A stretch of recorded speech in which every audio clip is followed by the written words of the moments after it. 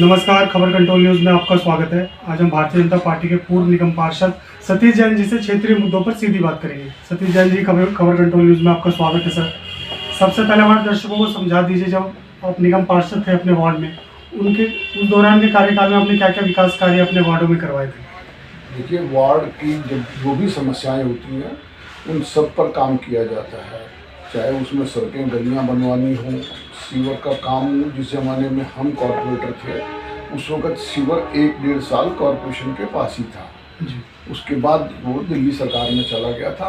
तो जितना काम उसमें सीवर में भी हो सकता था, जल बोर्ड के काम हमने किए, सड़कें हमने बनवाई, साफ़ सफाई की व्यवस्था, तो जो रूटीन काम है वो हम करते ही थे लोगों की। और जो भी क्षेत्रीय समस्याएं होती थी उन सब का हमने समाधान किया। जो सर इस टाइम मौजूदा निगम पार्षद है, उसकी बात की जाए तो कैसा कार्यकाल है सर उनका?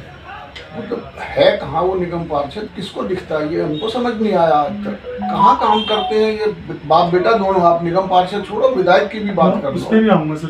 तो मैं वैसे बता रहा हूँ, कहाँ दिखते हैं ये लोग, किसको दिखते हैं, किसको मिलते हैं, मुझे तो नहीं पता। हम क्षेत्र में इतना घूमते हैं, काम करते हैं, लोगों से मिलते जुलते हैं, कोई भी एक आदमी संतुष्ट नहीं उस आदमी से। तो क्या करना चाहिए ऐसे आदमी का, आप बताएं। बिल्कुल। चांदनी चौक विधानसभा की बात की जाए तो सर प्रहलाद सिंह सानी यहाँ से विधायक है सर। जीत रही है पंचायत, उन्होंने कुछ भी काम नहीं किया क्षेत्र में सर? बिल्कुल कुछ नहीं किया। जो उनकी कोई 2-4 पॉकेट्स हों छोटी मोटी, मैं नहीं जानता, बाकी उन्होंने विकास का कोई काम नहीं किया। आज भी आप जिस इलाके में चले जाओ, सड़कों में खड्डे मिलेंगे, सीवर ओवरफ्लो में बहते मिलेंगे, पानी आ नहीं रहा, आ रहा है तो गंदा आ रहा है, बिजली का कोई ठिकाना नहीं, तारें लटक रही हैं बाजारों में। तो ये सारी समस्याएं उस आदमी ने 10 साल से आम आदमी पार्टी में, उससे पहले कांग्रेस से भी विधायक था, काम तो उसने कभी किया ही नहीं। सीट की राजनीति की है सर।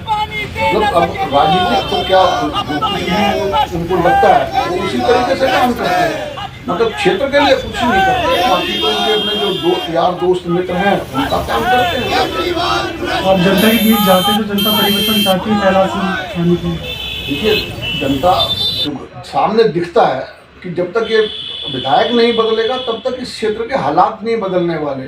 और ये जनता भी अच्छे से समझ चुकी है। जनता ये मानकर चल रही है कि अगर इस क्षेत्र के हालात बदलने हैं, यहाँ कुछ विकास होना है, तो विधायक बदलने के बाद ही हो पाएगा। इस विधायक के रहते तो नहीं होगा। सर, पार्टी आपको विधानसभा का टिकट देती है तो आप चुनाव लड़ेंगे सर? देखिए, ये पार्टी का विषय है, इसके बारे में मैं सीधे कुछ कह ही नहीं सकता। पार्टी जिस भी कार्यकर्ता को जो जिम्मेवारी देती है, ये हमारी इस पार्टी का नियम है। तो पार्टी जो उसको जो जिम्मेवारी देगी हम उसके साथ हैं, और पार्टी के निर्णय के साथ है। जो पार्टी निर्णय करेगी हम पार्टी के साथ हैं। जैसे सर ये चांदनी चौक विधानसभा की बात की जाए तो मुस्लिम बहुल एरिया क्षेत्र है सर, यहाँ पे भाजपा का जीतना तय लग रहा है आपको की परेशानी? देखो, ये कोई नहीं कह सकता कि कहाँ जीत सकते हैं कहाँ नहीं जीत सकते। हम यूपी की वो सीटें जीते जहाँ 70% मुस्लिम थे, तभी भाजपा वहाँ जीती। मतलब ये वक्त और समीकरणों के हिसाब से कुछ चीज़ें होती हैं, और समय पर क्या होगा इसका अभी कुछ नहीं कहा जा सकता। तो इस तरह की आकलन करना कि भाई मुस्लिम समाज ज़्यादा है और नहीं जीत पाएंगे या जीत पाएंगे, इस समय आकलन नहीं किया जा सकता।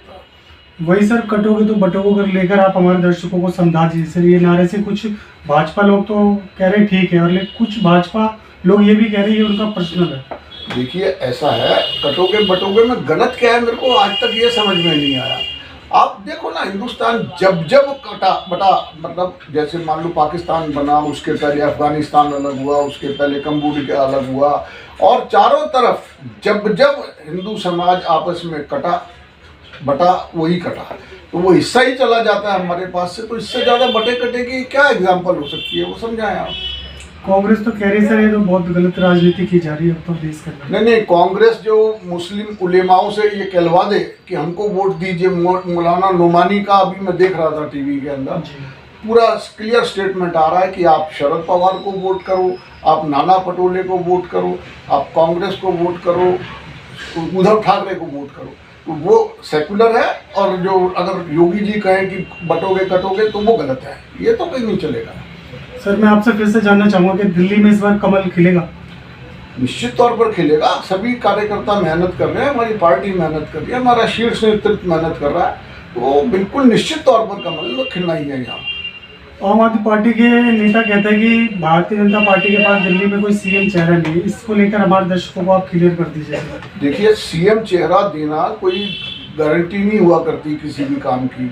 और बिना सीएम के चेहरे के हमने जब हरियाणा में खट्टर साहब को सीएम बनाया था तब हम कौन सा चेहरा लेके लड़े थे, और यूपी के अंदर ही जब योगी जी को बनाया था तब हम कौन सा चेहरा लेके लड़े थे।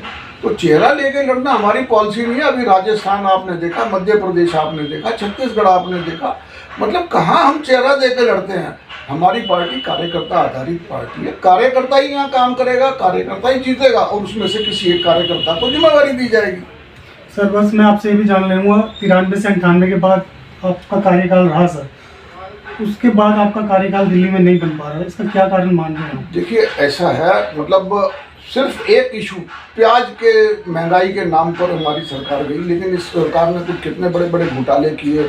अरविंद केजरीवाल खुद जेल में रहा है, उनके मंत्री जेल में रहे। क्या नहीं किया इस सरकार ने? शीश महल बना लो, ये कर लो, वो कर लो, तो इसको तो काम नहीं कहते। और दिल्ली की जनता सब समझदार है, प्रबुद्ध है, वो सब देख रही है और इन सब सवालों का जवाब बोलती नहीं है, लेकिन इलेक्शन में निश्चित तौर पर देने वाली है। सर आपसे जान लेंगे, जो फ्री का लॉलीपॉप है जो बांट रखी है दिल्ली सरकार ने, क्या लगता है ये कहीं ना कहीं परेशानी करेगी भाजपा को? देखिए, फ्री बीस जिसको हम कहते हैं, मुफ्त का सामान किसी को भी मिले तो भाई बुरा तो लगता नहीं है। हर आदमी उसे लेता भी, एक्सेप्ट भी करता है, लेकिन उसकी एवज में वो अपनी बाकी सब चीज़ें नहीं खोना चाहता। तो दिल्ली की जनता भी समझ रही है। एक निश्चित वर्ग जो है, नीचे का वर्ग, वो अभी नहीं समझ पा रहा है, लेकिन मिडिल क्लास ने तो अच्छे से समझ लिया कि इस फ्री के चक्कर में तो सारा सत्यानाश हो रहा है। अंत में दर्शकों को कुछ कहना चाहेंगे सर आप? दर्शकों से मेरा इतना ही निवेदन है कि वो अपना सोच विचार कर, आने वाला चुनाव कोई बहुत दूर नहीं है दिल्ली का, जनवरी के आखिर में, फरवरी के फर्स्ट वीक में इस चुनाव में हो जाना है, और हो सकता है उससे पहले भी हो जाए। तो जब भी ये चुनाव हो, जनता जागरूक है और उसको जागरूकता को अपने सामने दिखाते हुए अपने उस तरीके से ही वोट करे, और इस जो भ्रष्ट सरकार है और ये जो नालायक विधायक हैं, इनको सबको बदलने का प्रयास करें। बहुत बहुत धन्यवाद जैन साहब, अपने समय निकाल के हमसे बात की। शुक्रिया, धन्यवाद आपका।